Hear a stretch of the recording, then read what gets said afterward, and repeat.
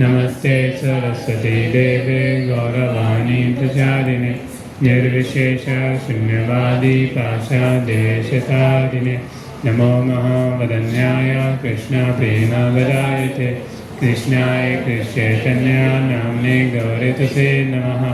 हे कृष्ण करुणा सिंधु दीनबंधु जगत्पते गोपेश गोपिका कांता राधा कांता नमोस्तुते तप्त कांचन गौरांगी राधे वृंदावनेश्वरी विश्वभानुसुते देवी प्रणमामि हरिप्रिये वाञ्छाकल्पतरुभ्यश्च कृपा सिन्धुएव च पतितानां पावनेभ्यो वैष्णवेभ्यो नमो नमः।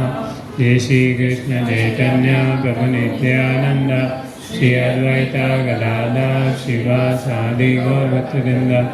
हरे कृष्णा कृष्णा कृष्णा हरे हरे हरे राम राम राम हरे हरे। हरे कृष्णा। हरे कृष्णा। हिंदी में बोलो प्रभु, इंग्लिश में बोलो। English Hindi okay. तो मैं बहुत बहुत आभारी हूँ यहाँ आके, बहुत अच्छा लग रहा है। और स्पेशली मुरली प्रिया प्रभु ने इतना यहाँ पे एफर्ट किया है कि आज ये सेंटर है। मैं पहली बार इस सेंटर पे आ रहा हूँ। पहले लास्ट टाइम एक बार वहाँ पर आए थे जो शंकर रेड्डी जी का जो घर था, तो लेकिन वहाँ प्रोग्राम बंद होने के बाद में बहुत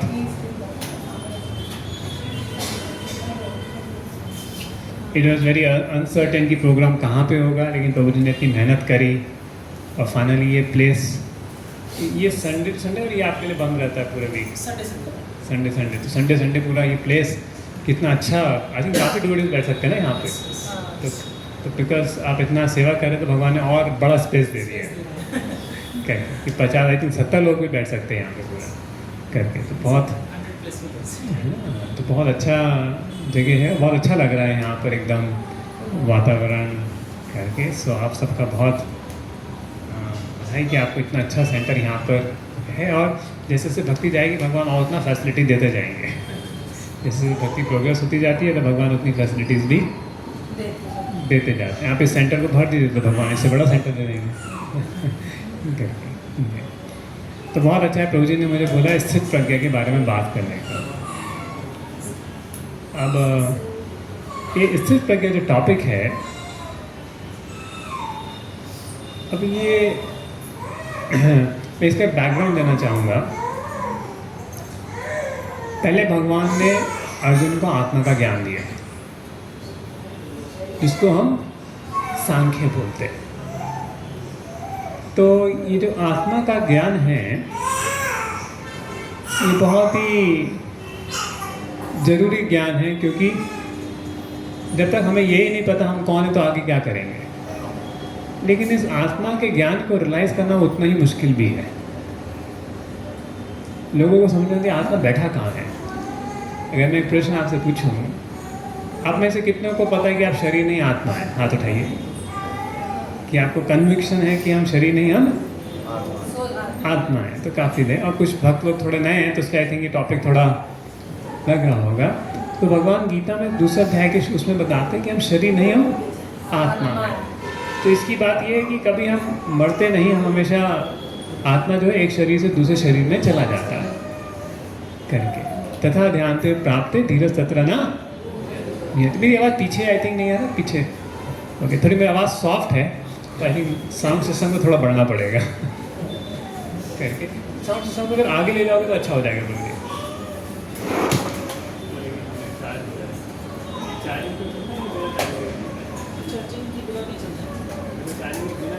आगे रख के देख लीजिए।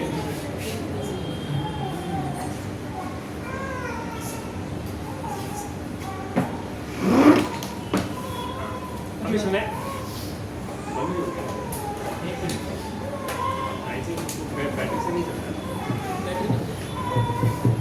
हरे कृष्ण। हाँ अभी सुनाई दे रहा है आवाज? हाँ अभी अच्छा। साउंड सिस्टम को थोड़ा आगे लेकर है। तो अभी प्रश्न यहाँ पर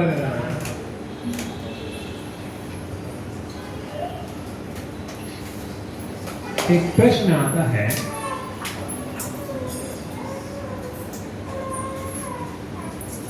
कि हम अगर शरीर नहीं आत्मा है तो हमें फिर डरने की जरूरत नहीं है।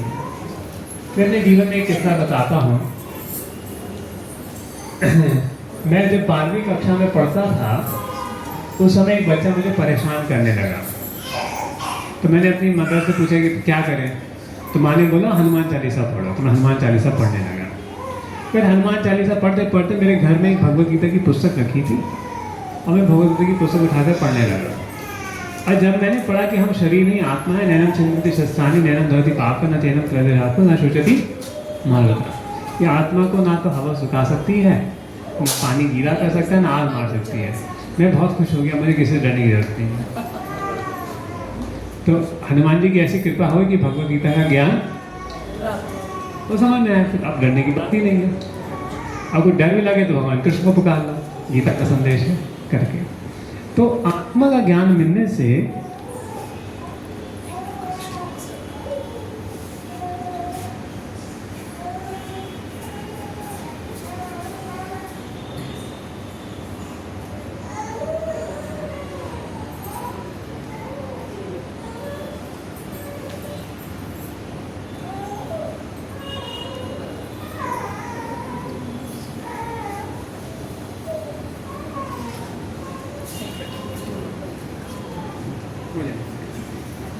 तो गीता का ज्ञान मिलने से तो जो मेरे मन में जो डर था, भय था, वो सब चला गया। इसलिए ये ज्ञान भगवान कृष्ण ने अर्जुन को दिया कि आप इस ज्ञान से समझें कि कोई आप अपना कर्तव्य करें और पुनः मरे। लेकिन ये आत्मा का ज्ञान प्राप्त करने के लिए क्या व्यक्ति जंगल में जाए? अगर हम शरीर नहीं आत्मा है तो जंगल में जाए? तो भगवान कहते नहीं, आप अपना कर्तव्य करो। आप अपना कर्तव्य कैसे करो? निष्काम भाव से कर्तव्य करो। उस निष्काम भाव से कर्तव्य करके आपकी आत्मा को शांति मिलेगी, दिमाग में शांति रहेगी और आपको आत्मा का ज्ञान मिलेगा। तो ये गीता का तो बहुत स्पेशल इन्फॉर्मेशन है, बहुत अमेजिंग है। देखिए मेहनत हम सबको ही करते हैं, सबको ही ऑफिस जाते हैं, काम करते हैं, घर में काम करते हैं, इतना करते हैं, लेकिन कभी भी काम करके इंसान को संतुष्टि और शांति नहीं मिलती। लेकिन गीता में बताया कि व्यक्ति कैसे अपने काम को करे कि उसको शांति मिले, और उसी के लिए भगवान ने पूरा कि कर्म योग अर्जुन को समझाया गीता में। कर्मण्येवाधिकारस्ते मा फलेषु कदाचन कर्मण्येतु मां संगोष्ठं कर्मणि, कि जीवन में रिजल्ट ओरिएंटेड अप्रोच रख के ना रख के एक ड्यूटी ओरिएंटेड अप्रोच रखें कि मेरा कर्तव्य है और ये कर्तव्य मैं भगवान के लिए करना चाहता हूँ, ये करना चाहती हूँ। जब ऐसा भाव व्यक्ति का हो जाए तो जीवन में उसको शांति मिलती है कि कर्तव्य जो मेरा है वो भगवान के लिए वो हो। ऐसे करने पे क्या होता है? व्यक्ति को शांति मिलती है। शाश्वत शांति निगच्छति करके। तो वो भगवान बताने लगे। फिर भगवान बताते हैं जो व्यक्ति ऐसे कार्य कर रहा है एक समय पे आकर समाधि पे जाता है। समाधि मतलब ऐसे नहीं कि व्यक्ति कर्तव्य छोड़ के समाधि पा रहा है, कर्तव्य करते हुए उसको समाधि मिल जाती है। और आपने एक चीज़ ऑब्जर्व करी होगी, अगर अपने काम में भी ऑब्जर्व हो जाए तो शांति मिलती है। कितनों ने ऑब्जर्व किया? अगर किसी कर्तव्य में ऑब्जर्व हो जाओ तो एक पीस की महसूस होती है। जिस कर्तव्य में आप रिजल्ट्स के बारे में नहीं सोच रहे, बस कर्तव्य करना ऑब्जर्व हो जाओ तो आपको शांति महसूस होती है। एक्सपीरियंस है इस बात का। तो भगवान यही बता रहे कि तुम अपने कर्तव्य को किस प्रकार से करो कि समाधि मिल जाए। तब अर्जुन ये क्वेश्चन पूछ रही समाधि होती क्या है और कैसे जाने इस व्यक्ति को रियली समाधि लग गई है।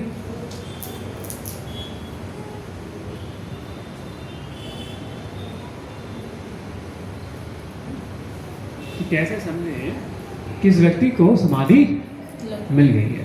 तो फिर अर्जुन ने 3 क्वेश्चन पूछे और उस व्यक्ति का नाम क्या बोलते हैं भगवान?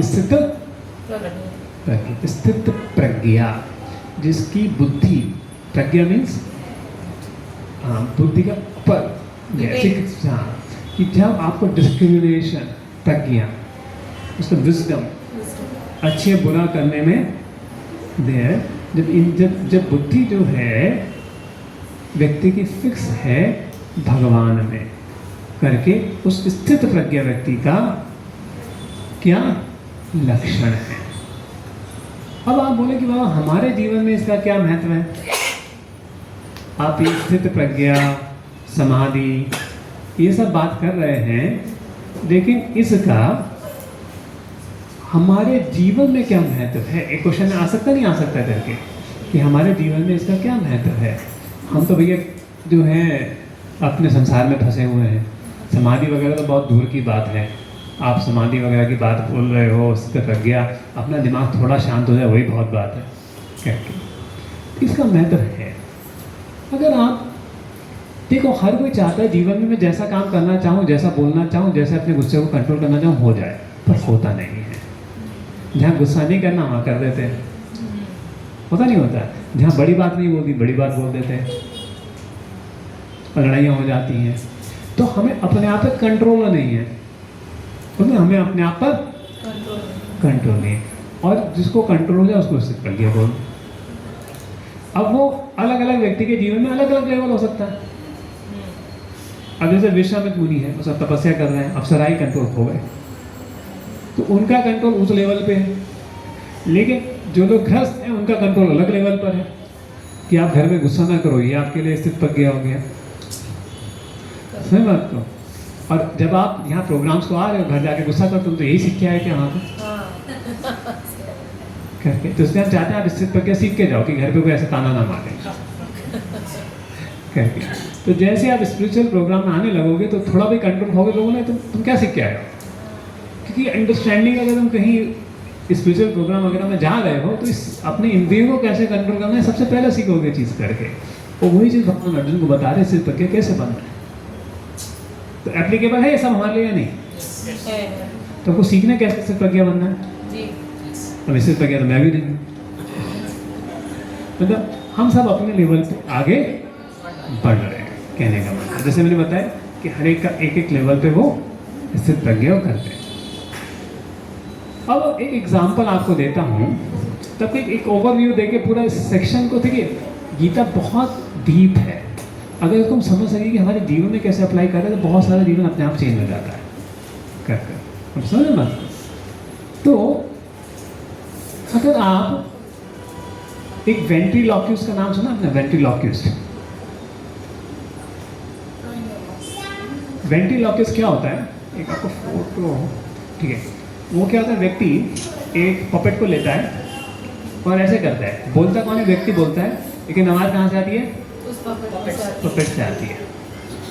उसी प्रकार से हमारा मन है, उसी प्रकार से हमारा मन है। करवाता सब काम मन है और बोलता है कि तेरी इच्छा। कराता कौन है, मन। और क्या बोलता है, अरे बेटा तेरी इच्छा थी। अगर इसको पकड़ लो आप तो काफी चीजें अपने आप कंट्रोल में। समझ नहीं बात को। ये जो मन आपको भ्रम में डालता है, इसको अगर आप पकड़ लो तो सारी चीजें आपके कंट्रोल में आ जाएगी। और यही भगवान इस चैप्टर में सिखा रहे हैं कि मन जो हमें कई चीज़ों में प्रताड़ता है, ये करता हो, ये कर लो, ये कर लो, ऐसे साउंड आती नहीं आती है। अच्छा मैं एक क्वेश्चन पूछता हूँ, I am angry and then mind is angry, दोनों में क्या डिफरेंस है। I am angry and anger is arising in my mind, what is difference in two statements. अगर आप इस दो स्टेटमेंट डिफरेंस समझ गए तो अपने आप को कंट्रोल कर पाओगे। हाँ वेरी नाइस। आपका शुभ नाम? शैलन जी ने बहुत अच्छा पॉइंट बताया कि पहले में क्या हो गया, मैंने मानी लेकिन एंग्री हो गई। दूसरे में मेरे पास ऑप्शन है, मैं एंग्री बनूँ नहीं बनूँ, I am just observer, understand observer. तो गीता में कई जगह यही बताया है, just become observer to your mind, then you will control the mind, then you control yourself. क्या बन जाओ, ऑब्जर्वर। हम और हमारा मन अलग है, मैं और मेरा मन एक नहीं है। चलो उसको समझने के लिए एक एक्सरसाइज करें कि ऐसा कैसे समझे कि मैं और मेरा मन एक नहीं है, अलग है। उसको समझने के लिए एक्सरसाइज करते हैं। अब तो अपनी आंखें बंद कर लीजिए और याद करिए, आप लास्ट बार किसी पिकनिक में गए हैं, आपको लास्ट टाइम पे गुरुवायूर की यात्रा में आप लोगों को मिस किया करके, तो याद करिए कोई आप पिकनिक पे गए हैं और वहाँ पे अपने परिवार के साथ हैं, सब बहुत अच्छा वातावरण है, बहुत अच्छा सब कुछ खा पी रहे हैं, सब कुछ बहुत अच्छा चल रहा है, उन सब चीज़ों को मग्न हो जाइए और सब चीज़ को याद करते रहिए। तो जरूर करिए एक्सरसाइज, कोई सीखने को मिलेगा। आंखें बंद करिए, कोई इसमें वो नहीं है। तो आप सोच लीजिए कि आप क्या कर रहे हैं उस पिकनिक में, आपको कैसा महसूस हो रहा है, क्या खा रहे हैं, मतलब ऐसा कि आप वहाँ पे चले गए हैं, ऐसा महसूस करिए।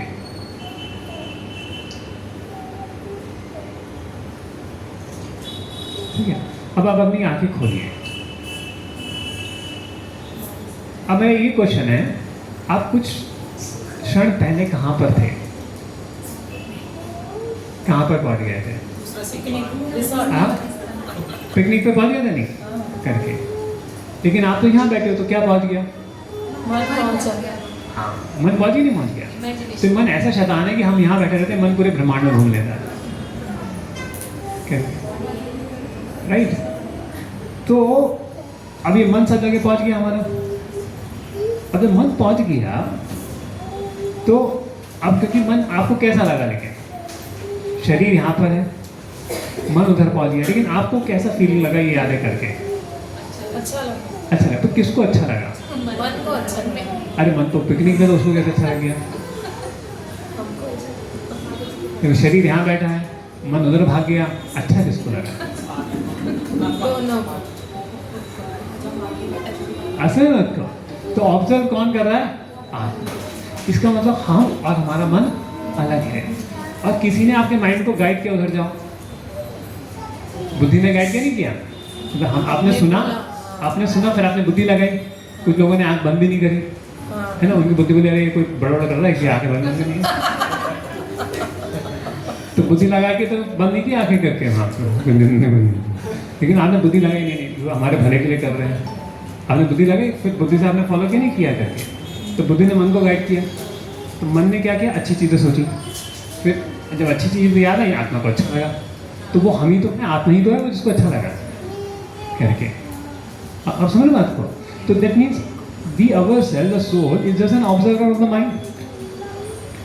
बॉडी में डेड मैटर करके नहीं खड़ी हुई है, हमने बॉडी तो किया नहीं, सब जगह भाग रहा है, आत्मा उसको ऑब्जर्व करके कहाँ भाग रही है। तो उसी प्रकार से जब मन में गुस्सा आ रहा है, आप उसको ऑब्जर्व करते हो, बेटा तो गुस्सा हो रहा है, थोड़ा शांत हो जा, अभी थोड़ा बाजू में से जा, अभी ज़्यादा बोल मत, साइड हो जा, आपका गुस्सा कंट्रोल। अरे अंडरस्टैंडिंग दिस पॉइंट ना, तो कंट्रोल लाना आसान है नहीं है?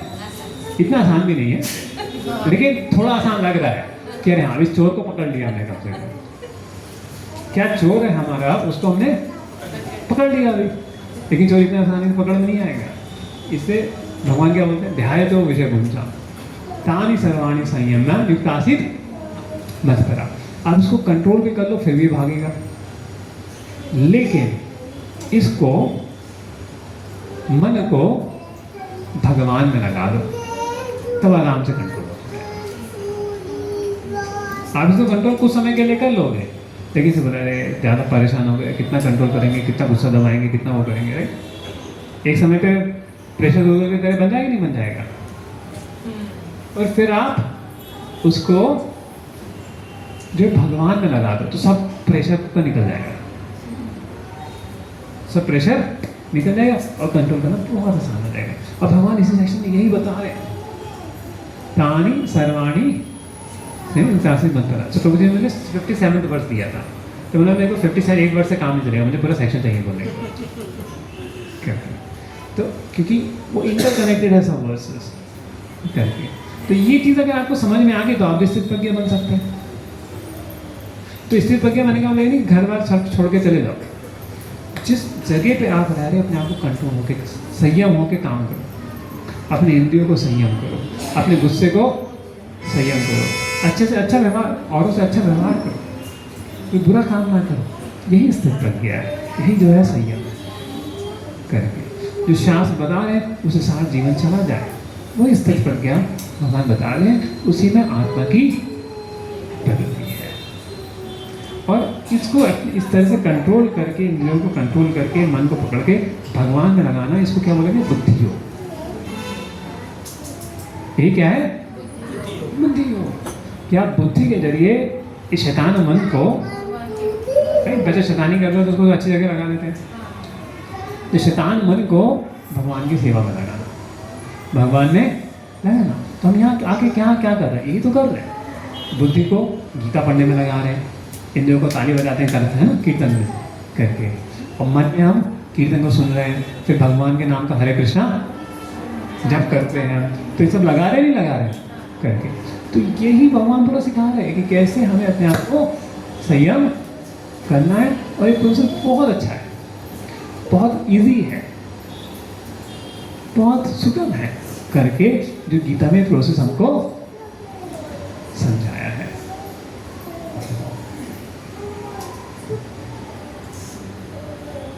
हरे कृष्णा शुक्ला जी, आपके रिंग पैर में चोट लगी है।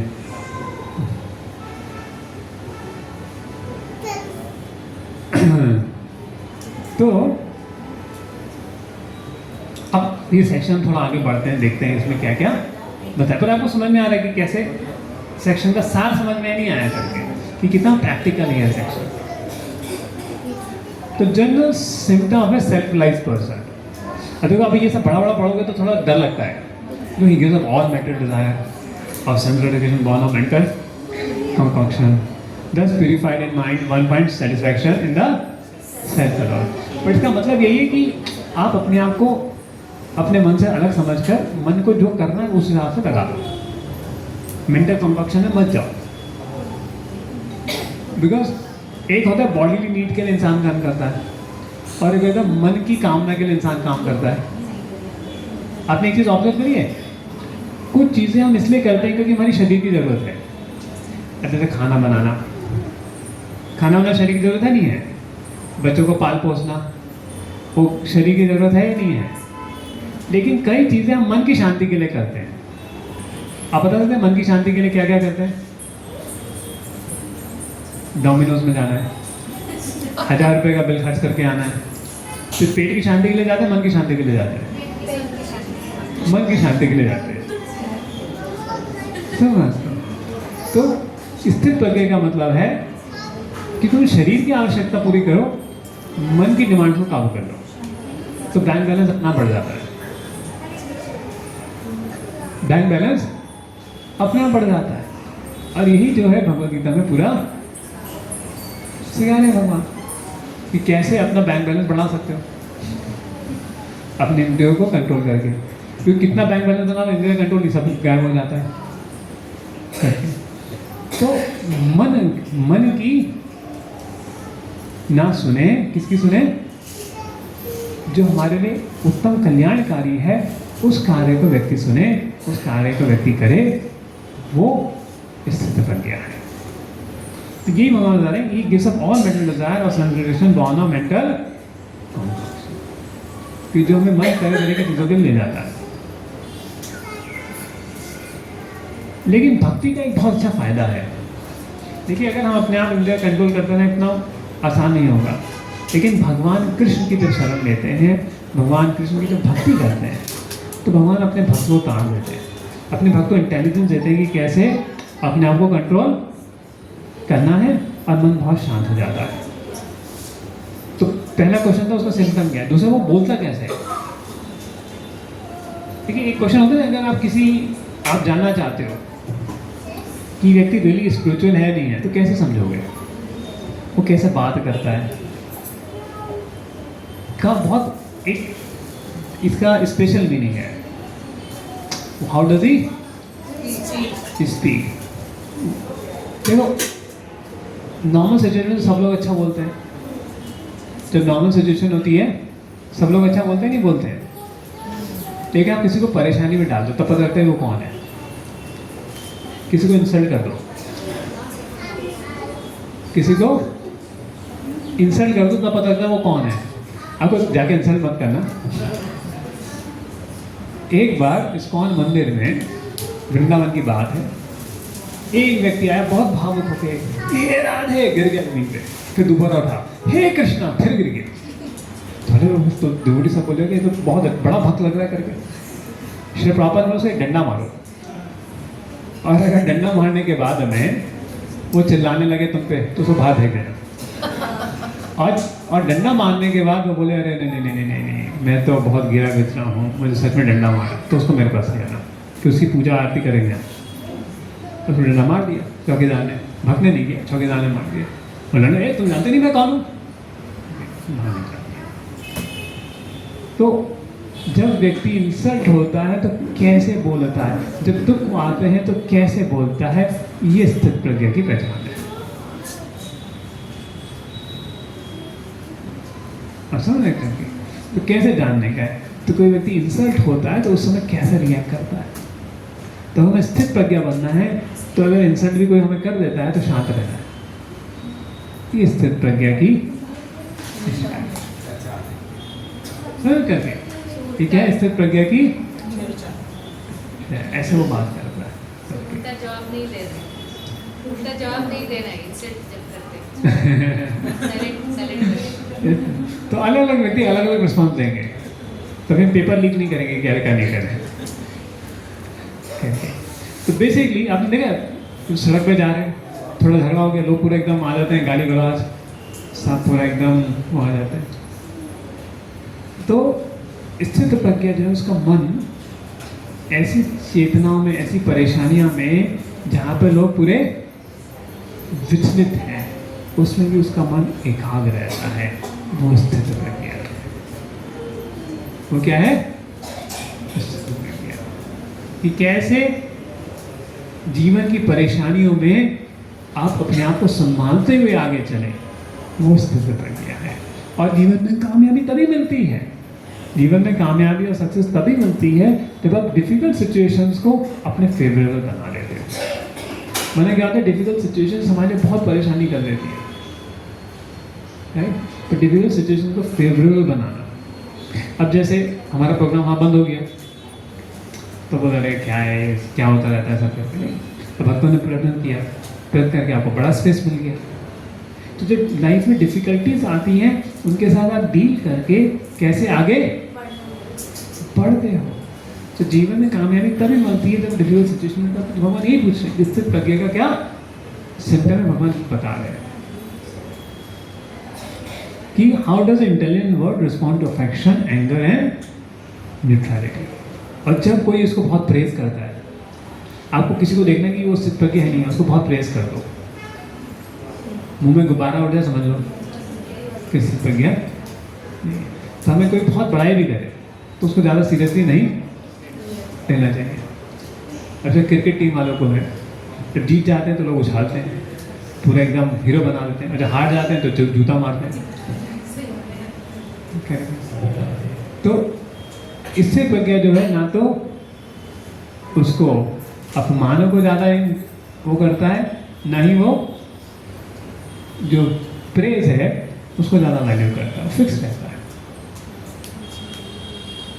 और वो जनरली भगवान कृष्ण के बारे में बोलना चाहता है। एंड वो कैसे बैठता है, तो तीसरा क्वेश्चन है बैठता कैसे होता है, बैठना कैसे होता। तो अभी अर्जुन ने पूछा ना क्या उसका सिम्टम है, कैसे वो बोलता है। अभी समझ आएगा बोलने का मतलब क्या है। अब बैठता है, भगवान पूछ रहे हैं, अब अर्जुन पूछ रहे हैं कि सिर्फ तो क्या बैठता कैसे। अब हम सब में से बैठने का स्टाइल सबका एक ही है ना। अभी मान लो कोई महाराज भी आएंगे, कोई सिर्फ तो आ भी गए तो ऐसे ही बैठेंगे, क्योंकि इसमें पूछने का क्या होता है कैसे बैठता है।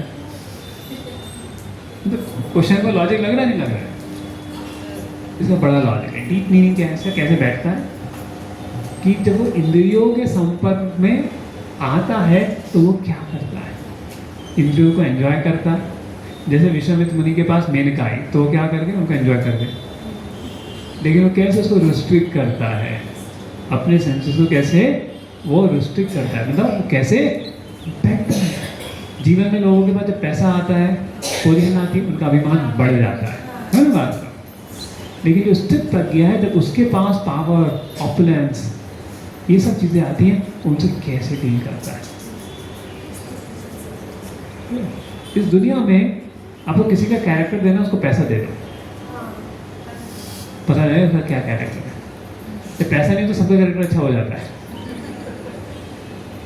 किसी का कैरेक्टर चेक करना, उसके हाथ में 1 करोड़ पकड़ा दो, तो कैरेक्टर आपको सोचना देना होने के लिए, तो सारा कैरेक्टर निकल के जाएगा। उसे 1 करोड़ रुपये से क्या करता है कि उसको भी बड़ी पोजीशन दे दो। तो जब व्यक्ति के पास ऐसे इंद्रिय तृप्ति के साधन आते हैं, वो उनसे कैसे डील करता है, मतलब कैसे बैठता है। तो योगी कैसे बैठता है? कछुए की तरह बैठता है। नहीं देख रहे हो, यहाँ देख रहे हो, हरिदास ठाकुर, प्रभुपाद जी उदाहरण देते हैं हरिदास ठाकुर का। तो प्रभुपाद जी 2 एग्जाम्पल देते हैं, विश्वामित्र मुनि और हरिदास ठाकुर। अब विश्वामित्र मुनि भक्त नहीं थे, वो सिंपल योगी थे। 1000 साल तपस्या करी उन्होंने और परमात्मा में मेडिटेशन किया। 1000 साल से ना कुछ अच्छा खाया, ना कुछ अच्छा देखा, न किसी स्त्री के साथ संभोग किया।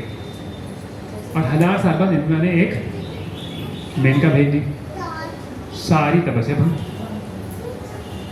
सारी तपस्या भंग। एक घूंघट है, जितना 1000 साल मेहनत की सब पानी में। लेकिन हरिदास ठाकुर भगवान के भक्त थे। ये कितना माला करते थे? 192 राउंड्स करते थे।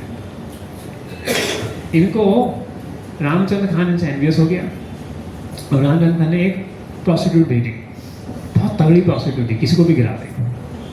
और जाके बोलती, ठाकुर मैं तुम्हारे साथ एंजॉय करना चाहती हूँ। हरिदास ठाकुर बोले, अब चिंता मत करो, मेरा माला बचा, बाद में बात करेंगे। और रात भर रुक गई, फिर सुबह हो गई। बोले, अरे मैं क्या करूँ, मेरी माला तो यहाँ ख़त्म ही नहीं हुई, मैं तुम्हें कैसे करूँ। फिर दूसरे दिन वो, तुम कल आना। फिर दूसरे दिन वो प्रोस्टिट्यूट आई। फिर दूसरे दिन भी पूरे दिन। अब क्या हो गया, रात भर वो सुनते सुनते थोड़ा वो भी जब करने लगी, हरी हरी हरे कृष्णा कृष्ण कृष्णा हरे हरे, हरे राम राम राम हरे हरे गए। तो प्रोस्टिट्यूट भी बोलने लगी। अरे वो प्रोस्टिट्यूट बोलने लगी, फिर बाद में क्या हुआ, तीसरी बार जो है वहाँ पर तीसरी रात को भी फिर आई वो। अरे ऐसा बोलते, मेरा जब कंप्लीट ही नहीं हुआ, क्योंकि 192 राउंड करते थे। क्योंकि 16 माला को कितना समय लगता है? 2 घंटा। 16 इंटू 24 कितना होता है? 2 घंटा, सॉरी 16 इंटू 12 कितना होता है? 192। तो 24 घंटे जब करो तो 192 राउंड। लेकिन वो जल्दी कर लेते थे, तो उनका जब कंप्लीट ही नहीं हुआ तीसरे। और तीसरे दिन भी वो वैश्य आई। और वो सुनते सुनते उसने जब सुबह सुना, उनका हृदय पूरा परिवर्तित हो गया। बोले, मेरे को रामचंद्र खान ने भेजा, तुम भाग जाओ यहाँ से। हरिदास साहब बोले, अरे मुझे पहले ही पता था, मैं तो बस तुम्हारे लिए रुका हुआ था यहाँ पर कि तुम आओगी, तुम भगवान का नाम सुनो और तुम अपना जीवन उद्धार कर लो। और फिर वो वैश्या क्या हो गई? भक्त बन गई। लोग दूर दूर से उस वैश्या को देखने आते थे कि ऐसा क्या चमत्कार हो गया, वैश्या वैष्णवी बन गई करके। जो सबका पतंगा कारण मंदिर है, वो हरिनाम जप रही है करके। ऐसा कैसे हो गया करके वो वैसे भी 192 राउंड चेक करने लग गए। तो एक विश्वामित्र मुनि 1000 साल तपस्या करी, और कहीं हरिदास ठाकुर जो वैश्य हुए बदली करके। तो भक्ति जो है बहुत सदम बात है। तो कहने का मतलब ये कि हमको 192 राउंड्स करना है। हम अब जो माला कर रहे हैं मैक्सिमम हम 16 माला ही बोलते हैं करने को, और अभी जो माला आप कर रहे हैं 2 माला 4 माला उसको करते रहिए, उसमें दिक्कत नहीं है। बट द पॉइंट इज, जब अपनी इंद्रियों को भगवान की सेवा में लगाते हैं, कंट्रोल अपने आप आ जाता है। तो एक डिवोटी क्या करता है, अपने सेंसेस को कहाँ लगाता है? भगवान में लगाता है, भगवान के नाम का जप करता है, भगवान को अर्पण करके ही भोजन खाता है। इंद्रियां अपने आप कंट्रोल हो जाती है कि जीवन में ऐश्वर्य भी उसको बुरी राह पर नहीं मिल जाता है। सुख संपत्ति और ऐश्वर्य आने पर भी व्यक्ति बुरी राह पर नहीं जाता। कहने का तात्पर्य ये है इसका। तो इसलिए भगवान किसका उदाहरण देते हैं? कछुए का। यदा सम्मारे चायम कुर्मो अग्निवर्षतः इंद्रियाणि अर्थेभ्यः तस्य प्रज्ञा प्रतिष्ठिता। तो आप ये देखिए, यहाँ पर एक कछुआ है, और एक कछुआ जो अपने इसने मुंह हाथ सब अंदर इसने रख लिए कछुए ने, और फिर क्या हो गया, और शहर उसको प्रोटेक्ट करता है। तो मतलब जब बाहर माया आए तो इस भक्त क्या करता है? अपने इंद्रियों को अंदर डाल देता है, तो माया उस पर अटैक नहीं कर पाती। लेकिन जब भगवान के मंदिर पे आता है तो सारी इंद्रियां करके नाचता है, सारे हाथ वगैरह ऊपर करके नाचता है, आंखें खोल के वो करता है, तो व्यक्ति का प्रभाव पूरा हो जाता है। तो इसलिए कछुए की एनालॉजी दी है। देखिए हमें ऐसा नहीं होना चाहिए। गंगा गए गंगादास, जमुना गए जमुनादास। जब भक्तों के साथ में तो बहुत एकदम माला लेके बैठे हैं, और जब बाहर जाते हैं तो वही सब पूरा वो कर रहे हैं। तो एक अपना वो होना चाहिए, एक जीवन है जैसे है वैसा रहना चाहिए, भक्तों के साथ भी और भक्तों के बाद में। ऐसा नहीं एक यहाँ पर इस तरह से बिहेव करते हैं, बाहर जाके अलग बिहेव करते हैं करके। तो एक तरह से बिहेव करना चाहिए, नहीं करना चाहिए करके। भक्तों के सामने तो दिखाएंगे अरे बहुत भक्त बन गए, बहुत सब कर रहा है, जब पीछे जाके देखा तो सब करके। तो मैं को ही मंदिर बना लेना चाहिए।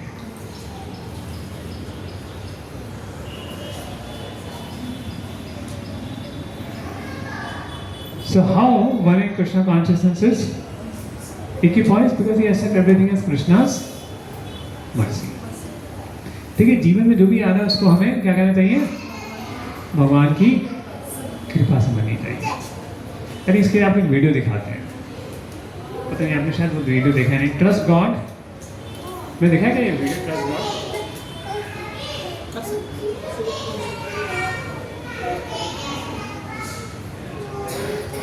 God knows best, trust Krishna.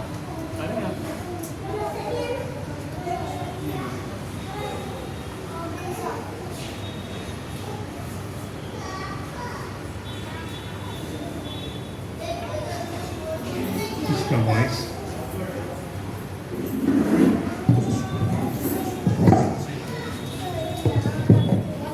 Every time he saw thousands of devotees coming to take darshan of the Lord, he thought to himself, the Lord is standing all the time giving darshan.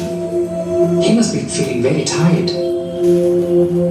Oh Lord, your feet must be aching. I want to help you. At least for one day, can I take your place so that you can have some rest? "Thank you, my dear. It is very nice of you, and I don't mind taking a break. But how will you take my place?"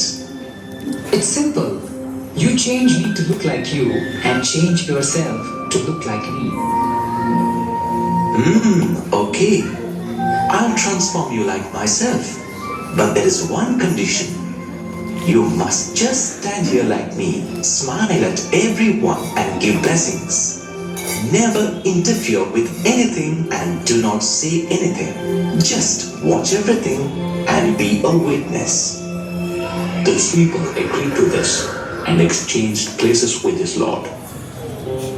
The next day, a rich man came to pray. Oh Lord, please bless me. My business should go on well. While leaving the temple, the rich man forgot to take his briefcase, which was full of money. Just then, a poor man came into the temple. Oh Lord, please accept this coin, as this is all I can afford. Bless me to be engaged in your service always. My family is hungry and my heart is leaking. I need some help from you. When he opened his eyes, he saw the briefcase left behind by the rich man.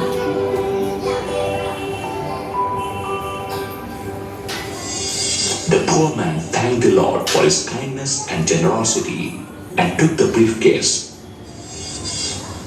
At that point, a sailor walked in.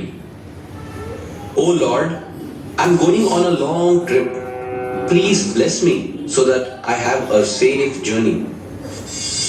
Just then, the rich man came in with the police. "There, he's the thief who stole my briefcase full of money." Hey, did you think you could run away after robbing this gentleman? Come on, tell me where's the money? I did not steal anything, sir. I don't have any money with me.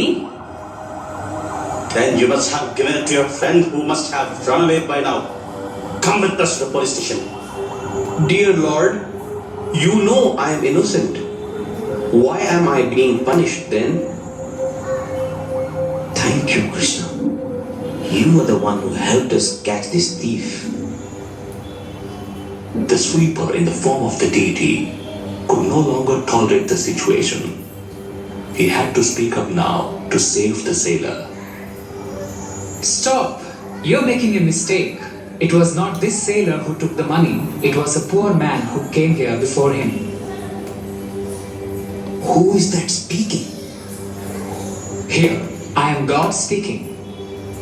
This person is not only a thief but also a clever cheat. He is tricking us into thinking that the idol is speaking. Arrest him quick. The sailor was arrested and taken away. The sweeper felt very sad. In the evening, Krishna returned to the temple. My dear, how was the day? I thought it would be easy, Krishna, but it was difficult. I tried to do a good thing. I seemed to have actual faith in God at all. The sweeper then told Krishna about the happenings of the day and how a sailor had been unfairly punished for the crime of the poor man. Oh dear, why did you not stick to the plan? Don't you have faith in me? Do you think that I do not understand the hearts of all those who come here? The rich man had money which he had got by cheating someone. It does not belong to him. On the other hand, the single coin offered by the poor man was the only coin he had, but he gave it to me with full faith. The sailor might not have done anything wrong, but if he had gone in the ship today, he would have died because of bad weather. Instead, he is alive and safe now in the jail. Soon the police will apologize to him and release him. I did not know all this. I have a good plan for everyone's life. But because your faith in me is shaky, you try to do things on your own. Don't do that. Just trust me. For everything that we see around us, God has a plan. We need to trust His wisdom and accept His will. तो एक भक्त के जीवन में जो भी होता है वो सोचता है कि भगवान की कुछ तो कृपा है, तो उससे ज़्यादा उद्वेग नहीं है। और आप देखेंगे अपने जीवन में, जब जीवन में कुछ चीज़ें हो रही हैं तो उस समय लगता रहे तो कि ऐसा क्यों हो रहा है, ऐसा नहीं होना चाहिए। 5 साल बाद जाएंगे तो कहेंगे अरे बहुत अच्छा हुआ, वही होना चाहिए। लेकिन उस समय हम नहीं समझ सकते, लेकिन भगवान समझते जो हो रहा है वो हमारे अच्छे के लिए हो रहा है।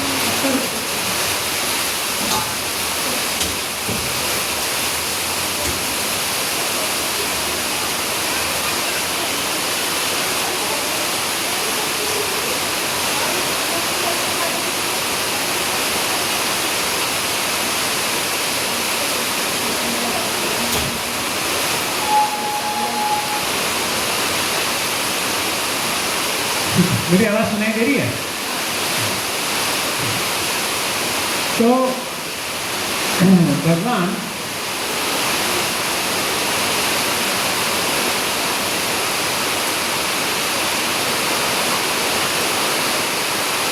आगे से कीर्तन कर रहे हैं।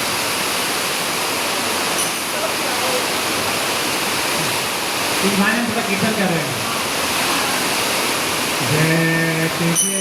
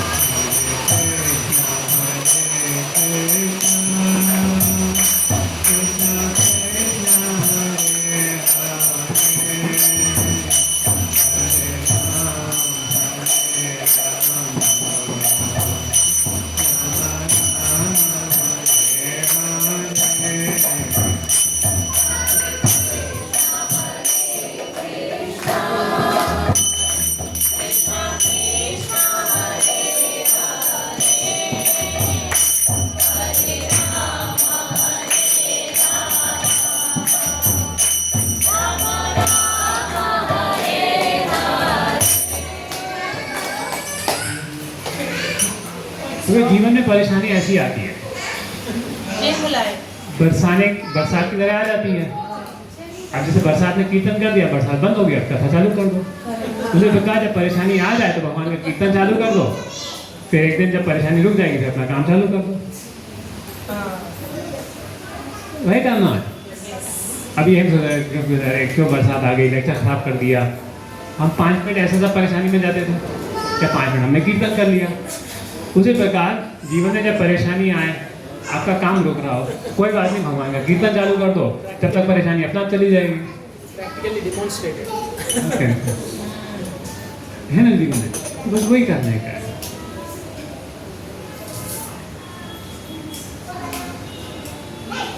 So third question, how does he sit? He uses his senses only for Krishna's service. He gets a higher taste.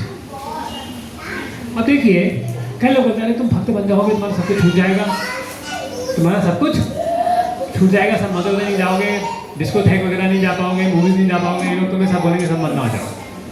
तो मेरा एक क्वेश्चन है, क्या आप एंजॉय नहीं कर रहे हैं भक्ति में? हम ज़्यादा एंजॉय करते हैं बिना मूवी जाए करें, तभी मूवी जाने की जरूरत ही नहीं पड़ती है। अगर मूवी जाना भी हो तो माता नरसिंह मूवी हम चले जाते हैं। सो ऐसा नहीं कि भक्त का जीवन शुष्क होता है, भक्त के जीवन में भी बहुत हायर टेस्ट है। हम लोग कीर्तन करते हैं, इतना अच्छा प्रसाद खाते हैं। एक रिपोर्टर आके प्रभुपाद से पूछती है, क्योंकि स्वामी जी एक बात पूछूं मैं, आप लोग इतना तपस्या करते हैं, इतना सुबह उठते हैं, ये नियम है वो नियम है, अगर आपको जीवन के अंत में पता लगा कृष्ण नहीं है तो क्या करेंगे? अगर आपको जीवन के अंत में पता चला कि भगवान कृष्ण है ही नहीं तो क्या करोगे? तो मैंने कहा देखो, हमारे every day is a holiday. हम सुबह जाके प्रसाद खाते हैं, आराम से नाचते हैं, गाते हैं, जीवन तुम्हारा अच्छा चल रहा है, तुम्हारे जीवन में कोई दिक्कत की बात ही नहीं है।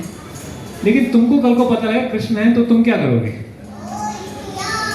तुम तो सब कुछ बदला दोगे। वही करना देख करके कोई भक्त का जीवन जो है, जीवन में भी खुश है, मृत्यु के बाद भी खुश है, मृत्यु में भी खुश है।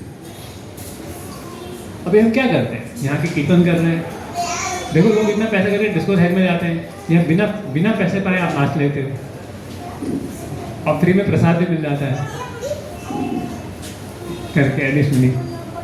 तो ये भक्त में कि जीवन में हायर टेस्ट है। अब कभी यात्रा आई हमारे साथ तो आपको पता लगेगा हायर टेस्ट क्या होता है, क्योंकि अभी तो देखिए आप 2 घंटे आए फिर चले गए, लेकिन यात्रा में जब जाते हैं तो 2 दिन भक्तों के साथ रहते हैं, पूरा कीर्तन, गान, कथा, प्रसाद, दर्शन सब कुछ रहता है। तो ये दुनिया कैसे मारेगा जो है, तो आपको स्पिरिचुअल वर्ल्ड मिलता है जब आप भक्तों के साथ तीर्थ यात्रा पे जाते हैं। तो सिर्फ भक्तों के साथ तीर्थ यात्रा को जाना चाहिए। तो अभी हम जनवरी में प्लान कर रहे हैं एक तीर्थ यात्रा अहोबिलम, देखते हैं कैसे वो ये करके। तो भक्तों के साथ तीर्थ यात्रा में जाते हैं तो आपको लगता है ये जीवन भी होता है कि हम लोग सोचा नहीं था कि ऐसा भी जीवन जी सकते हैं।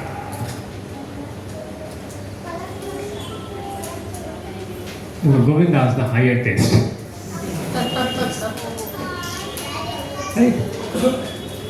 Experiencing a higher taste. विषय में तो हम एक साथ आप सब दोहराएंगे मेरे पीछे। विषय विनिवर्तन्ते निराहारस्य देहिना रसवर्गं सोप्यस्य परं दृष्ट्वा निवर्तते। तो विषय विनि वर्तन्ते निराहारस्य देहिना। तो आप देखो कितना भी अपने इंद्रियों को विषयों से रोक लो, लेकिन वो तड़प रहते हैं तुम नहीं गए, तुमने नहीं किया, तुमने वो नहीं किया। लेकिन जब परम दृष्टा निवर्तन्ते जब एक हायर टेस्ट मिल जाता है, जैसे हरिदास ठाकुर जी केस में, उसको माया व्यतीत नहीं कर पाए। क्यों? क्योंकि उसको भगवान के नाम में इतनी रुचि आ रही थी, उसको उस समय कुछ इंटरेस्ट ही नहीं आया। तो विश्वामित्र मुनि को थोड़ा बहुत मुश्किल लग रहा था कंट्रोल करना, तो एकदम से माया मिली तो एकदम से आउट ऑफ कंट्रोल सिचुएशन चली गई। तो इसलिए जब हम भक्ति में हायर टेस्ट करते हैं, भगवान के गुणगान करने में जो हायर टेस्ट पाते हैं, भगवान की भक्ति करने में हायर टेस्ट आते हैं, अपना लोअर टेस्ट चला जाता है करके। फिर इंसान को मूवीज़ में इतना टेस्ट वेस्ट नहीं आता है, भगवान की कथा सुनने में बहुत रुचि आती है, या भगवान की मूवीज़ देखने में मज़ा आता है। इधर संसार की लड़के लड़की की मूवी देखने में मज़ा नहीं आता करके, क्योंकि उसको एक अच्छा टेस्ट मिल गया, उसको एक हायर टेस्ट मिल गया व्यक्ति को। आप डिसीज पेशेंट को बोलो कि मत खाओ तो रोक लेता है, लेकिन टेस्ट तो रहता नहीं रहता है। लेकिन हायर टेस्ट मिलने पर तो क्या होता है, व्यक्ति की इच्छा ही चली जाती है भोगों की। तो इसलिए भक्ति का मार्ग बहुत सुगम है, क्योंकि देखिए इस जन्म मृत्यु की साइकिल को पार करने के लिए भोग वृत्ति को मिटाना पड़ता है।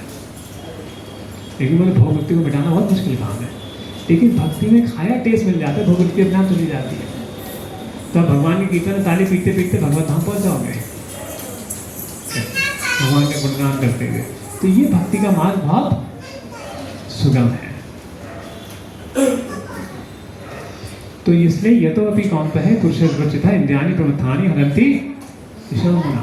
क्या केवल मन को कंट्रोल करना नहीं, इंद्रियों को भी कंट्रोल करना है, क्योंकि इंद्रियां जो है घोड़े के समान है। जैसे आप घोड़े का बांध करोगे, लेकिन एक भी घोड़ा काबू में नहीं रहा तो पूरे रथ को लेकर भाग जाता है। उसी प्रकार एक भी इंद्रिया अगर काबू में नहीं हुई तो हमको चला लेते, इसलिए इंद्रियों को भी काबू में रखना है। अब भगवान सुपर फॉर्मूला बता रहे हैं कैसे इंद्रियों को कंट्रोल करना है। तानि सर्वाणि संयम्य युक्तासीत् मत्परः वशे यस्य इंद्रियाणि तस्य प्रज्ञा प्रतिष्ठिता। देखो आपने इंद्रियों में तो कंट्रोल कर लिया, लेकिन फिर क्या करना है, हमें अपना मन कहाँ लगाना है, भगवान में लगाना है, भगवान का नाम सुनना है। हरे कृष्णा कृष्णा कृष्णा हरे हरे, हरे राम राम राम हरे। तो नियमित रूप से जप करना है, तब देखना अपने आप गुस्सा कम होगा, अपने आप इंद्रियों पे कंट्रोल आएगा, अपने आप पे नियंत्रण आएगा। तो ये रेगुलर जप करना बहुत ज़रूरी चीज़ है करके। और ऐसे नहीं ड्राइविंग करते हुए जप कर लिया, ऐसे चलते चलते जप कर लिया, नहीं, बैठ कर ध्यान से तब देखना फिर कैसे एकदम सारे मन और इंद्रियां अपने आप नियंत्रण में आ जाती है। क्यों भगवान नहीं बोले युक्त आसीत मत करा, अपने इंद्रियों को कंट्रोल करने क्या करो, मन मेरे में लगाओ। तो जब मन मेरे में लगाओगे तो सब कुछ अपने आप ही कंट्रोल में रहेगा। ये सही वसिंदानी तस्य प्रज्ञा प्रतिष्ठिता। और अगर पता नहीं अभी हम आगे के उस पर जा रहे हैं, लेकिन ये बहुत इंपॉर्टेंट है, बहुत रिलेट कर पाएंगे। अगर आप ध्यान भगवान पे नहीं लगाओगे तो कहाँ लगाओगे, इंद्रियों में लगाओगे। ध्यायते विषय पुंसां संतेषु उपजायते संगा संजायते कामा कामात् क्रोध विजायते। अब जैसे कि है, अब इसमें माता जी का पत्नी का एग्जाम्पल है, लेकिन पति का भी आप एग्जाम्पल ले सकते हैं, वैसा वर्षा। तो पत्नी जो है कार देखती है, नेबर की कार 14 लाख की तो सस्ती होगी, थोड़ा ये 10 साल पुराना एग्जाम्पल हो गया है, 40 लाख की कार। 14 लाख की कार तो सबके पास होती है। तो उसने 40 लाख की कार देखी, और वाइफ ने भी सोचा अरे हमारे पास भी, वो देखती थी रोजाना कि जब मेरा पड़ोसी है वो 40 लाख की कार में रहता है, हमारे पास सिर्फ 8 लाख की कार है। तो देखती थी, बोली नहीं हमारे पास भी 40 लाख की कार होनी चाहिए। तो पति से बात करती है अरे कि लेकिन अभी भी 1 करोड़ का होम लोन चढ़ा हुआ है सिर पे। मैं सबको 5 टाइम चीज़ें बढ़ा रहा हूँ बैंगलोर कॉस्ट ऑफ लिविंग के हिसाब से। तो 1 करोड़ का लोन है, होम लोन है, लेकिन फिर भी चाहिए, फिर भी 40 लाख की कार लेंगे, लोन लेंगे और लेंगे कार। अब वाइफ जो हस्बैंड को बोलती है, हस्बैंड बोलता है अरे हमारे पास ऑलरेडी कार है, तुम्हें और क्यों चाहिए। वाइफ को गुस्सा आ जाता है, क्यों, इच्छा जब पूर्ण नहीं होती तो क्या होता है, गुस्सा आता है। और वो सब कहाँ से चालू हुआ, ध्याय तो विषय पुंसा। ध्यान भगवान में नहीं था, तो ध्यान कहाँ गया, मुझे ये चाहिए वो चाहिए वो चाहिए, फिर उसका सारा प्रॉब्लम बन गया। फिर अब जब वाइफ को गुस्सा आया तो सारे पुराने झगड़े याद आ गए, है ना, सारे पूरे झगड़े याद आ गया, केवल बात कार तक नहीं रही, आप जो पहले सब बोला था सब कुछ याद आ गया। स्मृति स्मृति भंडार, अब भूल गए कि अरे बच्चे हैं घर में और बड़ा झगड़ा हो गया, और बच्चे देख रहे हैं माँ बाप क्या कर रहे हैं, तो कहाँ से चालू हुआ? तो वो नहीं बता रहे, देखो तुम मुझ में ध्यान नहीं लगाओगे ना तो घर में झगड़ा करोगे, तो भोगे पीछे भागोगे। करोगे इसलिए तुम मेरा नाम जप करो, मेरा ध्यान करो, दिमाग शांत रहेगा। तो भगवान पूरा एकदम बता रहे हैं। तो जैसे अजामिल सही है, अजामिल गया, अजामिल बहुत बड़ा अच्छा ब्राह्मण था। आपने सुनी है अजामिल की कहानी? कितनों ने नहीं सुनी अजामिल की कहानी? काफी लोगों ने अजामिल की कहानी, अजामिल की कहानी। तो अजामिल बहुत अच्छा ब्राह्मण था, बहुत संस्कृत परिवार से था, लेकिन क्या हुआ, वो बाहर गया और एक दिन देखा एक शूद्र और शूद्रानी आपस में काम लिखते हैं ना, एंजॉय कर रहे हैं। तो उसने देखा, मैं तो अपनी पत्नी के साथ इतना एंजॉय नहीं करता, ये तो बहुत एंजॉय कर रहा है। और उसके दिमाग में क्या आ गई, वैश्य आने लगी। वो वैश्य का दिमाग वो सोचने लगा।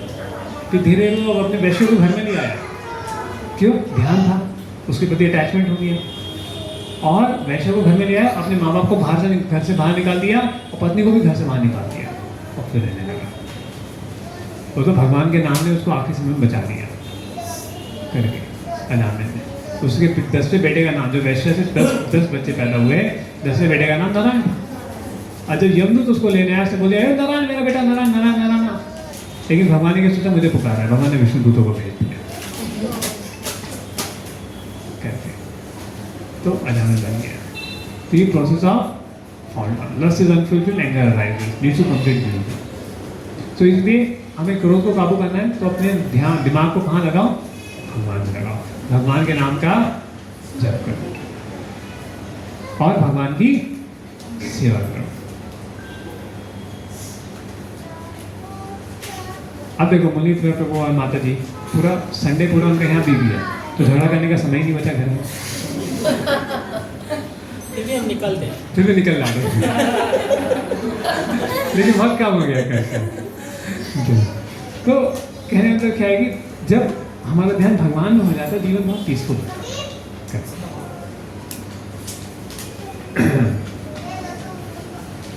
अब देखिए, अगर आप सपोज यहाँ नहीं आए शाम को, तो कुछ ना कुछ तो इधर उधर घूमने जाएंगे, या तो पैसा होगा, या कुछ झगड़ा होगा, कुछ वो होगा। अब यहाँ आके शांति होती है कि पूरी बैटरी रिचार्ज होती है 1 हफ्ते के लिए, 1 हफ्ते आना है, इसलिए मोटिवेशन मिलता है कि अभी नेक्स्ट हफ्ते आना है। और जिस हफ्ते नहीं आते थोड़ा बैटरी डिस्चार्ज सी लगती है कि कुछ तो अलग है इस हफ्ते में करके। तो इसलिए रोजाना जप करना और भक्तों का संग, यही कलयुग में तारने वाला है करके। और भगवान पूरा यही समझा रहे हैं, और ये सब्जेक्ट बहुत विस्तार का है, मैंने सिर्फ उतना बताया जितना हम लोग डाइजेस्ट कर सकें करके।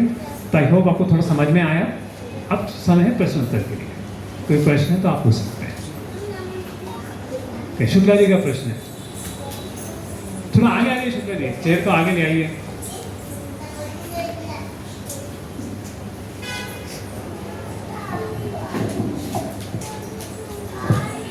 गुरुजी, मेरा क्वेश्चन ये है, जो लोग 16 माला, 8 माला, 12 माला कर रहे हैं, उनको अगर गुस्सा आ रहा है तो क्या वो सही है गलत है?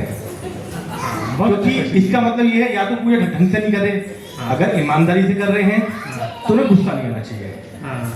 और अगर भगवान ये कहता है हम अगर पूजा पाठ कर रहे हैं तो फिर इतना जप करने के बाद भी अगर गुस्सा आ रहा है, कहीं ना कहीं कुछ तो मिस्टेक हो रही है ना। तो अगर पत्नी जो है 4 माला कर रही है, तो यही क्वेश्चन आता है, तो गुस्सा क्यों कर रही है? तो 4 माला करती है ना। तो ये तो अब मैं बताता हूँ, मैं अपनी कहानी बताता हूँ। अब देखिए, मैं ब्रह्मचारी बन गया, तो मेरी माँ बहुत गुस्सा हुई। अब कभी कभी गुस्से में वो भक्तों को उल्टा सीधा बोलने लगी, तो मुझे गुस्सा आ गया। फिर बोली देखो अब तो कैसा भक्त गुस्सा कर रहा है। तो पहले हम लोगों को उकसाते हैं, फिर वो गुस्सा करते हैं, फिर हम बोलते हैं अरे तुम कैसे भक्त गुस्सा कर रहे हो करके। तो कहने का मतलब ये है कि देखिए, हमें बदलाव धीरे धीरे आता है। हमें ये नहीं समझना चाहिए कि कोई व्यक्ति अगर 4 माला कर रहा है, 16 माला कर रहा है, अभी तुम उसके सिर के डंडे मार दो, गुस्सा नहीं करना चाहिए। बात करके तो पहले हमें अपने वाणी पे कंट्रोल रखना चाहिए, तब दूसरों से एक्सपेक्टेशन करना चाहिए। अब बेचारा वो आगे भक्ति में आगे बढ़ा है, वो इंजीनियरिंग देखो, अगर आप इंजीनियरिंग करने में कितना समय लगता है? 4 साल। अब भक्ति की डिग्री पाने के लिए पूरा एक जीवन लगता है।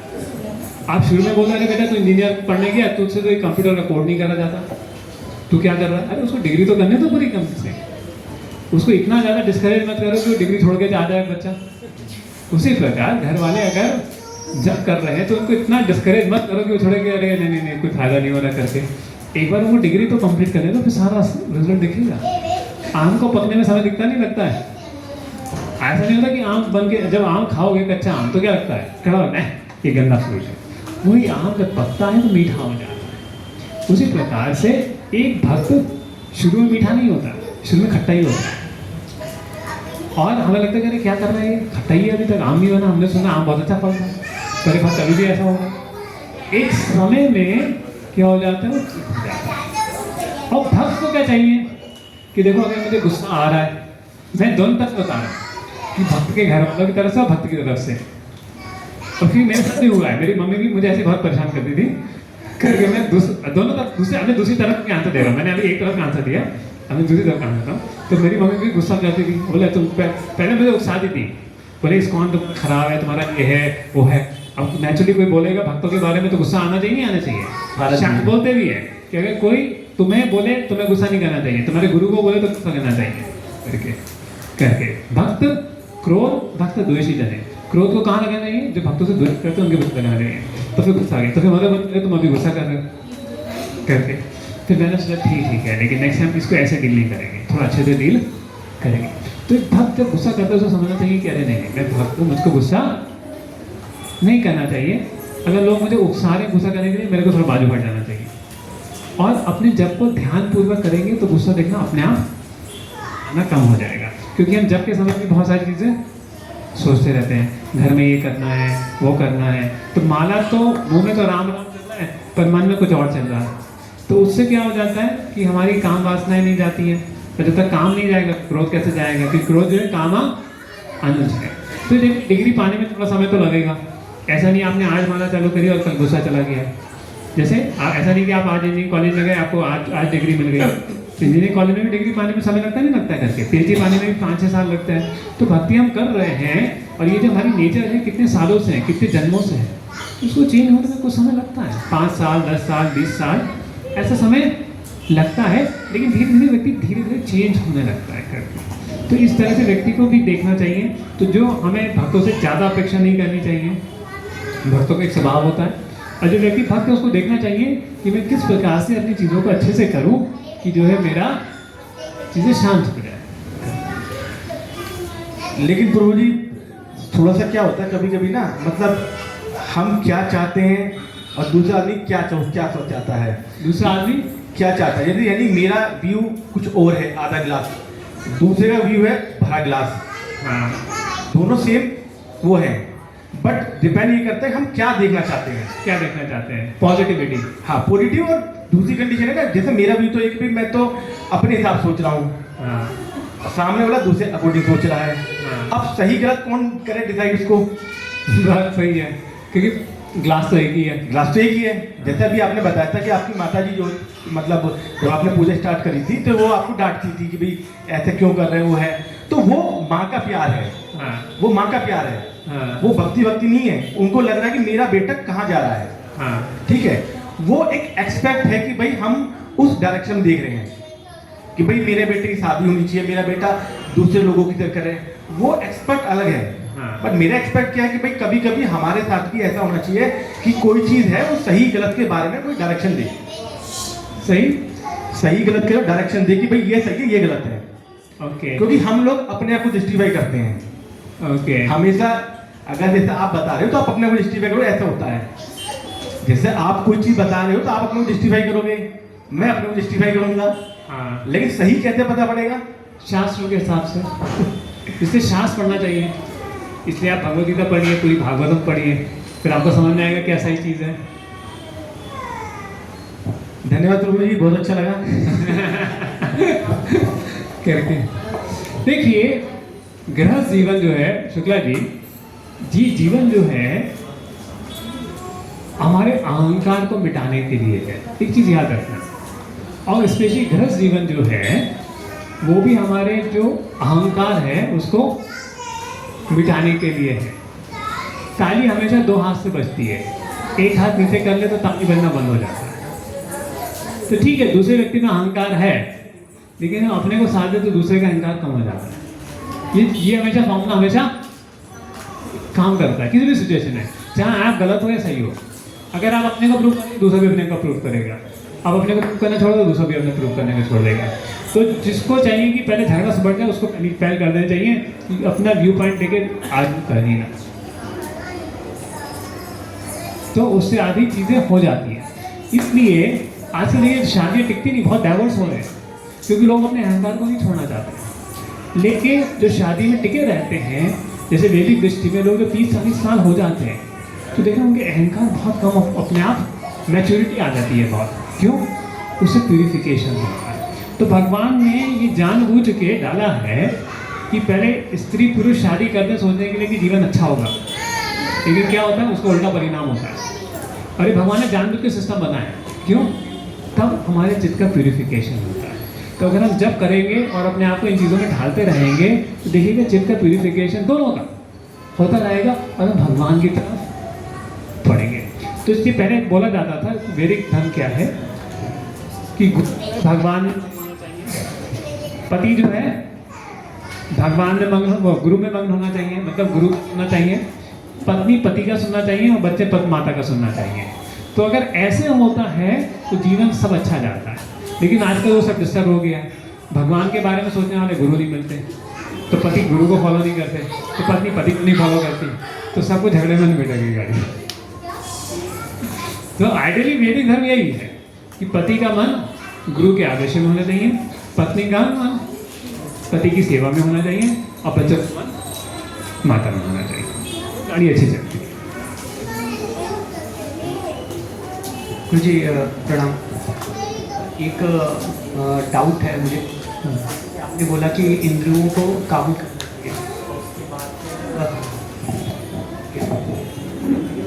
करना चाहिए।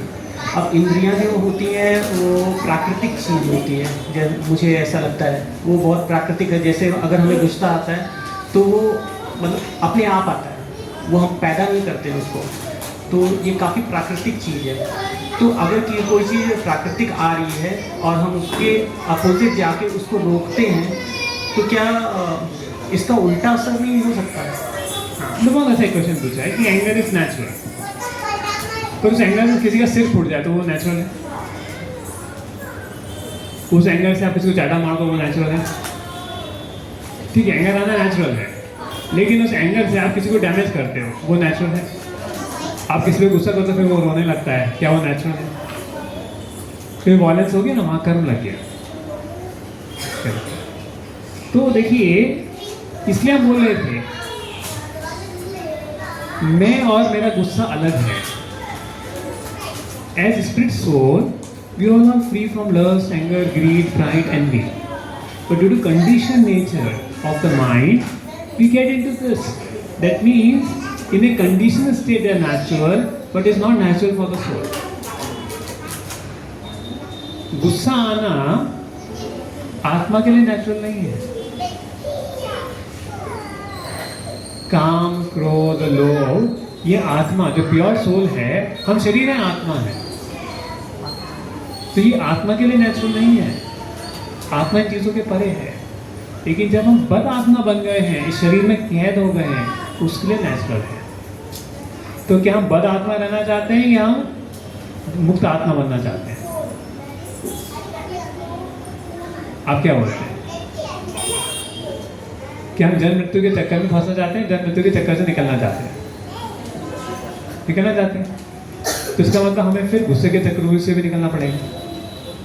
इनके जो इन 6 असुरों, काम, क्रोध, लोभ, मत्सर, इनके भी चक्रव्यूह से निकलना पड़ेगा, नहीं निकलना पड़ेगा?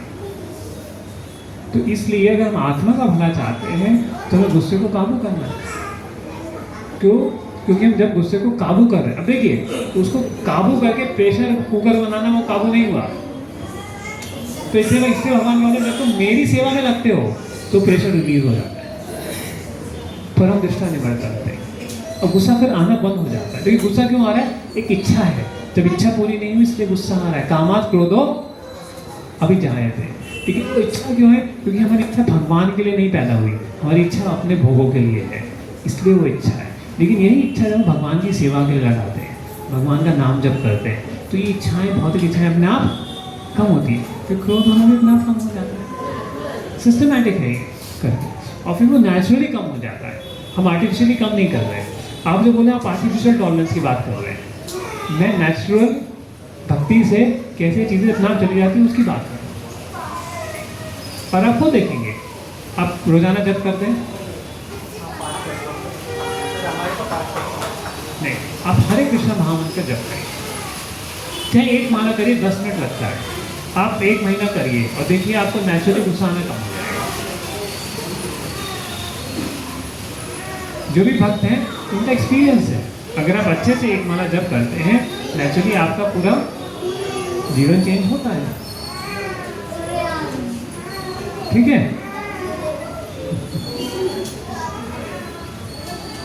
हरे कृष्ण। नमस्ते प्रभु जी। हरे कृष्ण। हरे कृष्ण। आपका जो बोलने का ढंग था और एग्जाम्पल्स बहुत सिंपल और बहुत टच करने वाले, आपने बहुत अच्छी तरह से एक्सप्लेन किया और बहुत ही समझने से ऐसा आपने ये सब जो भक्तों से सीखा हूँ, राधे श्याम प्रभु चैतन्य चंद को, उस हिसाब से मैं बोल दिया मेरे तो बहुत ही अच्छा। तो आप जो बोल रहे हैं षड रूपी, ये सही एनिमीज है अपने, काम, क्रोध, लोभ, मत्सर, मान वगैरह। तो अलग अलग परंपरा में अलग अलग तरीके से इसी पे काम करते हैं। जैसे वेदांत में भी आत्मस्वरूप की कोशिश करते हैं, योग में भी चित्तवृत्ति निरोधा इसी का ध्येय रहता है, यम नियम आसन प्राणायाम की ओर से। जैनिज्म में भी यही होता है, वो भी आत्मधर्म ही होता है। तो जहाँ तक भारतीय संस्कृति है, हर जगह बुद्ध में भी तो बस थोड़ा सा अंतर है, लेकिन मोर और लेस यही चीज़ है। तो आपका मतलब कुछ ऐसा पोजीशन रहता है कि मतलब ये मतलब आपको सब सही लगता है, या ऐसा कुछ है कि कृष्णा कॉन्शियस से ही आत्मस्वरूप मिल सकता है? देखिए, भगवान उद्धव गीता में बताते हैं 11वें स्कंद में 3 ही मार्ग हैं, कर्म का मार्ग, ज्ञान का मार्ग और भक्ति का। कर्म का मार्ग, ज्ञान का मार्ग और भक्ति का। और जितने भी सारे पंथ हैं 3 मार्गों में डिवाइड कर लिए, कर्म के मार्ग में, ज्ञान के मार्ग में और भक्ति के। कुछ मार्ग बोलेंगे तुम अपना कर्म करते जाओ, कर्म से तुमको सब सफलता मिलेगी। कुछ मार्ग बोलते हैं तुम ज्ञान करो, ध्यान करो। और हम बोलते हैं भक्ति के मार्ग में तुम भगवान के नाम का जप करो। लेकिन इस कलयुग में सच में देखा जाए तो कर्म और ज्ञान से सिद्धि मिलना मुश्किल है, भक्ति से सिद्धि मिलना बहुत।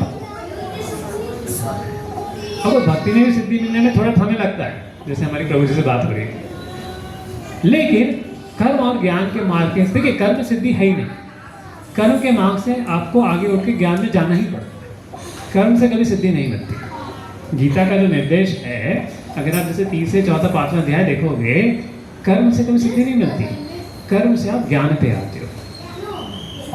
और कर्म के बाद जब व्यक्ति कर्म पूरा कर लेता है, निष्काम कर्म पूरा कर लेता है, कर्म से डिटैच हो जाता है, तब वो ज्ञान पे आता है।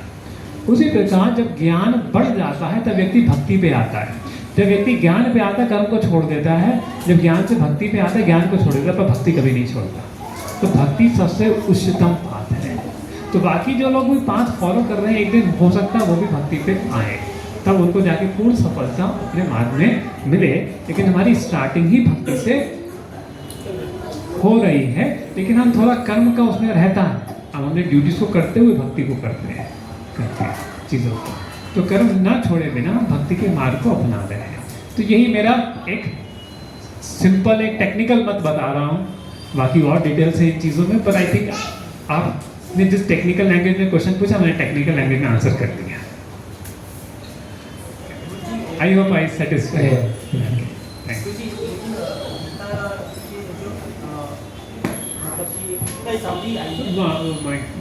गीता की जो एक मतलब कि मुझे भी जहाँ तक पता है उसमें, और जो लोगों से भी सुनता आया हूँ, वो ऐसा बताया गया है कि जो परम जो कॉन्शियसनेस है वो हर एक तरीके से अचीव की जा सकती है, हर एक मार्ग से उस तरीके से पहुंचा जा सकता है। जैसे एक पर्वत है, एक माउंटेन है, तो उसके हर तरफ से एक रास्ता हो सकता है, तो हर एक तरीके से हम उस प्रभु तक पहुंच सकते हैं। मैं आपको दिखाता हूँ पीपीटी। आपको वो योगा लेटर का बात करें ना गीता के, तो गीता के 2-3 योगा लेटर्स हैं, आपको दिखाते हैं तो थोड़ा और क्लैरिटी आएगा। नहीं, क्वेश्चन अच्छा है आपका। देखो, इस एक चीज़ है, कर्म में सिद्धि नहीं है। कर्म से या तो आपको ज्ञान पे आना पड़ता है, होता है। अब ज्ञान से सिद्धि है, वो 12वें अध्याय में भगवान क्लियर करते हैं। अर्जुन पूछते हैं भगवान, 2 तरीके के लोग होते हैं, जो ब्राह्मण का ध्यान करते हैं, सब कार्य करते हैं, इंद्रियों को कंट्रोल करते हैं, वो बेटर हैं या जो व्यक्ति आपके रूप को पूजते हैं वो बेटर है? तो भगवान क्या बोलते हैं, जो लोग ब्राह्मण को पूछते हैं, अधिकरस क्लेश तेषाम। मैं आपको वो वर्ष खोल के दिखा देता हूँ गीता का, तो और ज़्यादा वो क्लैरिटी मिलेगी। भगवान खुद उस बात में क्लैरिटी दे रहे हैं कि कैसे कहाँ क्या होता है।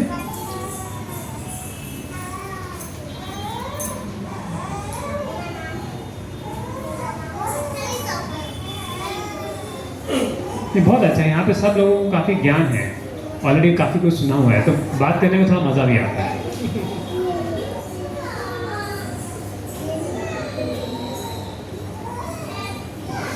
तो अर्जुन यहाँ पूछते हैं, दिख रहा है ना, कि भगवान which is more perfect, those who are engage in your devotion service या those who worship the impersonal Brahman, ज्ञानी या भक्ता। देखो, कर्म से सिद्धि नहीं है, ये तो हमने डिस्कस कर लिया। अगर आप पहला 6ठा अध्याय पकड़ोगे तो बिल्कुल समझ में आएगा कि कर्म जो है स्टार्टिंग पॉइंट है, तो कर्म तो करना है, लेकिन सिद्धि ज्ञान पे आने के बाद मिलती है। तो अब ज्ञान और भक्ति में क्या बेटर है, ये बात डिस्कशन हो रहा है यहाँ पर।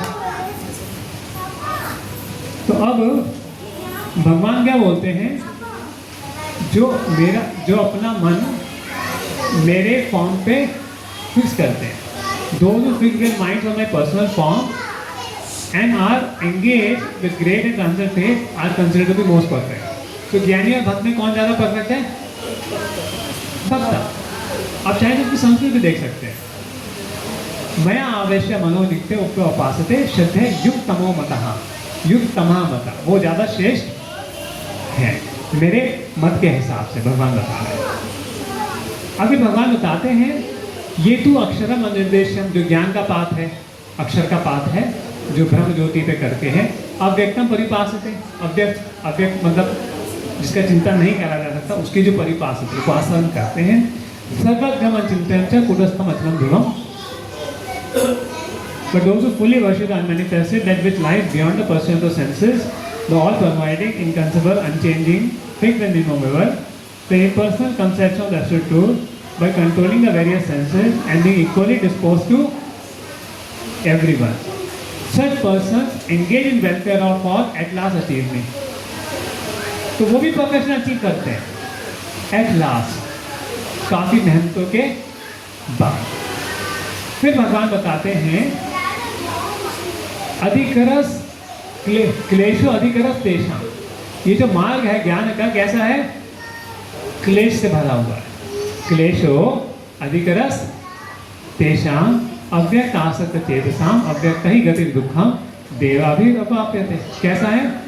अव्यक्त ही गति दुखम, और क्लेश का मार्ग है। For those whose mind is attached to unmanifest impersonal which is supreme, advancement is very troublesome. To make progress in that discipline is always difficult for those who are embodied. तो भगवान खुद अपना मत दे रहे हैं, और मैं गीता से ही पढ़ रहा हूँ। ये आप चाहे तो गीता उठा के देख लीजिए, 12वें अध्याय में ये है, और चाहे तो किसी मायावाद संप्रदाय की गीता देख लीजिए, उसमें भी यही शब्द मिलेगा आपको। उसका ट्रांसलेशन अलग कर देंगे ये लोग, लेकिन संस्कृत वर्ड वही होगा। आप संस्कृत अच्छे सीखोगे तो समझ लोगे कि भगवान क्या बोल रहे हैं करके। तो ये हम जो यहाँ पर बोल रहे हैं व्यास आसन पर बैठ के, ये हमारा मत नहीं है, ये व्यासदेव का मत है, ये भगवत गीता का मत है, भागवतम का है। इसलिए इस आसन को व्यास आसन बोला जाता है कि जो व्यास बोल रहे हैं, जिन व्यास ने वेदांत सूत्र लिखे हैं, तो उसका मत बोलो, अपना मत ना बोलो। ठीक है?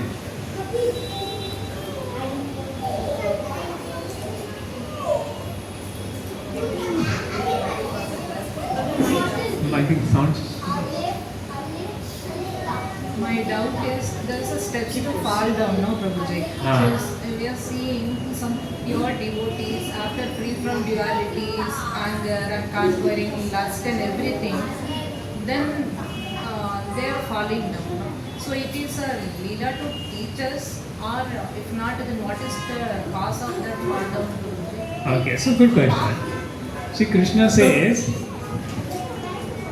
till what time the urges are there? In Bhagavad Gita only, सोड़ो, एक वर्ष आता है सोड़ो. तो ये कब तक urges हैं?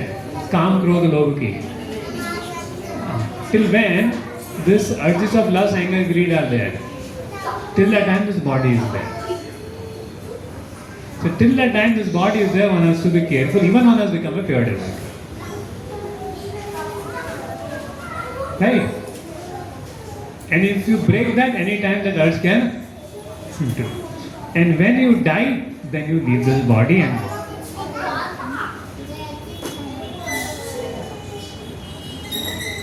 Even when I become pure devotee, the urges are there. That's why I say the sannyasi should never talk to women in private.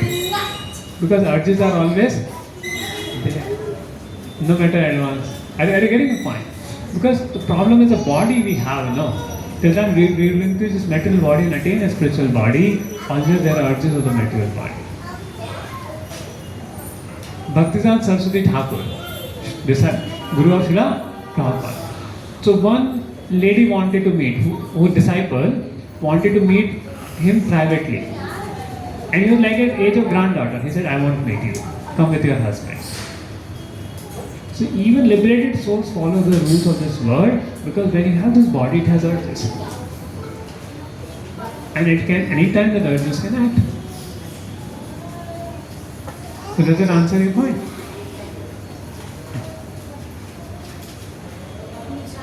So I think हम यहीं पे विराम देते हैं. So very nice question answers. पूरा एकदम